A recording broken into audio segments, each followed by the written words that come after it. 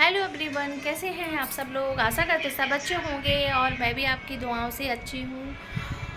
और हम जा रहे थे, आज ऐसा पोपट हो गया, जा रहे थे आज आसी का बर्थडे था, लेकिन आज पानी बरसने लगा है। तो बस पानी बरस रहा है तो देखते हैं, पानी अगर बंद हो जाता। बज गए हैं, ये ब्लॉग में शाम से शुरू कर रही हूँ तो शाम के 7 बज गए हैं। तो देखते हैं, अगर बंद हो जाएगा तो जाएंगे, वरना तो फिर नहीं जाएंगे।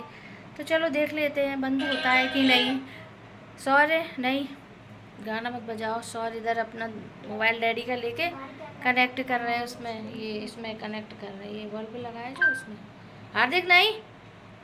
तो देखो रेडी तो हो गए हम और पूजा वगैरह भी कर ली है, लेकिन देखो कब तक पानी बंद होता है।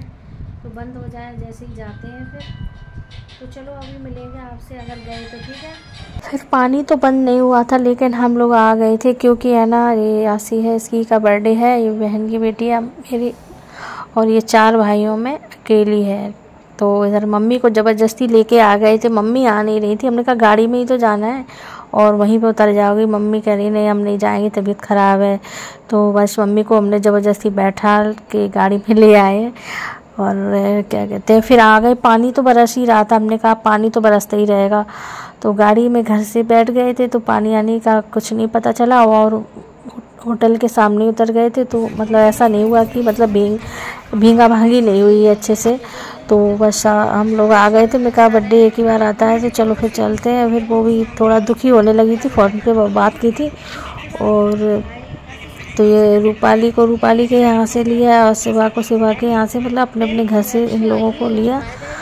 और पहले कोई प्लान नहीं था, अचानक ही बन गया था प्लान, क्योंकि मेरे मौसी की तबीयत भी ख़राब थी इस वजह से।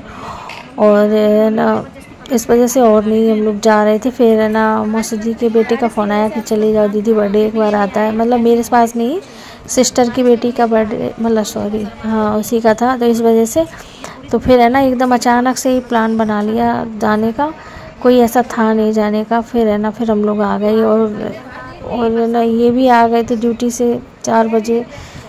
तो फिर पूजा वगैरह मैंने करने के बाद वही 7:30 पौने 8 पे हम लोग निकले थे रात को। तो इधर बस यही खाने का इंतज़ार कर रहे बच्चे। खाने का टाइम भी हो गया, 8 बज गया रात को। तो फिर है ना, ऐसा हो गया पोपट इसमें कि पानी, पहले तो पानी का पोपट हुआ, उसके बाद यहाँ पे भी आके तो ये जो आपको केक दिख रहा है ना सामने से, ये कट ही नहीं हो पाया था। ऐसा वो हुआ कि पता है कि इस होटल में क्या हुआ कि इसमें है ना, आज ही के दिन तुरंत की तुरंत जनरेटर ख़राब हो गया और बारिश हो रखी थी, तो लाइट भी चली गई थी। और लाइट जाने के बाद क्या हुआ, इन्वेटर भी नहीं काम कर रहा था। इन्वेटर भी मतलब है ना, इतना लोड नहीं झेल पाया, तो इन्वेटर भी बंद हो गया, बिल्कुल अंधेरा। तो फिर क्या, खाना हम लोग खा चुके थे, लेकिन है ना केक है ना नहीं कट पाया था। केक बोल रहा था खाना खा के केक मतलब कटता, लेकिन फिर इस केक को हमने ही वापस कर दिया। हमने कहा भैया अब आप इसे अब रखो, और हम लोग काटने ही जा रहे थे, फिर वापस कर दिया केक। और इसके बाद है ना, फिर हम लोग घर चले। फिर घर पे रूपाली से बोला था मंगवा लेना तो काट लेना, क्योंकि अगर वो घर तक जाता ना तो फिर बिल्कुल बेकार हो जाता। बारिश भी हो रखी थी और मतलब है ना, लाइट वगैरह भी नहीं थी। तो ये है कि चलो उसका मन रह गया, थोड़ा सा आ गए। और खाना वाना तो चलो हम लोग खा चुके थे, उसके बाद ही लाइट गई थी और केक कट नहीं हो पाया था। फिर रूपाली ने शायद घर पे किया होगा केक कट। और फिर हमने सबको अपने अपने घर छोड़ा, रूपाली के घर पे, शिवा के घर पे। और उसके बाद हम लोग अपने यहाँ आ गए। और ये देखिए बारिश हो रखी है। तो है ना, ये नेक्स्ट मॉर्निंग का है। वहाँ से आने के बाद में फिर हमने कोई ब्लॉग नहीं बनाया था, क्योंकि है ना 10:30 बज गया था। उसके बाद फिर पापा जी को वहीं से डोसा लेके आ गए थे, क्योंकि पापा जी रोटी वगैरह लेके आते ना तो खा नहीं पाते। तो फिर उसके बाद हम उनके लिए डोसा ले आए थे, तुरंत गर्म था तो पापा जी ने खा लिया था। और उसके बाद फिर दूध वगैरह दिया सबको मतलब शौर ने तो पिया नहीं था, क्योंकि उनका पेट भरा। डैडी ने शौर के और बाबा को।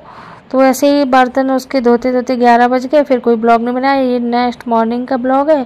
तो जैसे ही मैं ऊपर तक छत पे गए 12:45 पे, तो कपड़े डले हुए थे उनको उतार के लेके आई, तब तक बारिश होने लगी और 12:45 बज गया है। ये इतनी बारिश हो रही थी, हमने आपको दिखाया था। और मैंने रात को इयर रिंग पहन गई थी आर्टिफिशियल, तो मैंने उनको उतार के रख दिया। फिर मैंने कानों में कुछ पहने ही नहीं। इधर मम्मी लेटी हुई थी तो टीवी देख रही थी मम्मी न्यूज़। तो वो, और इधर ये कपड़े कल पहन गए तो उनको सूख गए थे सारे कपड़े, तो मैंने फोल्ड करके रख देती हूँ।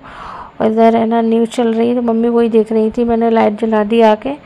तो ये मम्मी का रूम है, मम्मी इसी रूम में मतलब सोती हैं, इसी रूम में रहती हैं, इसी में टीवी भी देखती रहती है आराम से, बढ़िया एंजॉय करती हैं, अपनी मछली से बात कर लेती हैं। ये फिश एक्वेरियम में अभी आपको दिखाऊंगी, तो उसमें मम्मी की फ्रेंड भी रहती है, तो मम्मी उसी से बात करती है, ठीक है।